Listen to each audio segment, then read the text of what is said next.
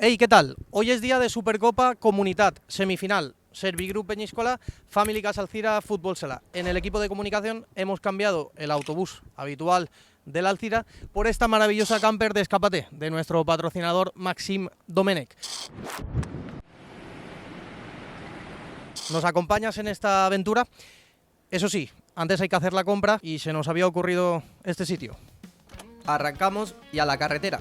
De camino rematamos el trabajo previo y en nada ya se veía el castillo de Peñíscola. Antes teníamos que coger fuerzas y no nos complicamos en exceso, la verdad.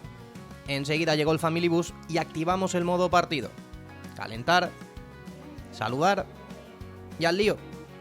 La victoria se la llevó Peñíscola con un marcador de 8-6 y no pudimos pasar a la final, pero disfrutamos de un gran encuentro con 14 goles. Después, rueda de prensa y un poco más de ordenador. A Gustavo y a Naranjo les gustó tanto la camper que casi pierden el bus de vuelta. Visitamos el Family Park de Benicarló y nos flipábamos cada vez que salían los ojos del Rey Misterio al frenar.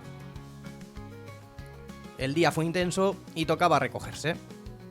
Amanecer frente al mar, ver cómo sale el café y desayunar así es un auténtico lujo. Para bajar las tostadas, un poco de deporte con algún que otro susto. A punto estuvimos de despedirnos de la bola para siempre. Lo cierto es que la camper Gran Cuzco de Escápate tiene de todo, incluida la posibilidad de ir cambiando de vistas.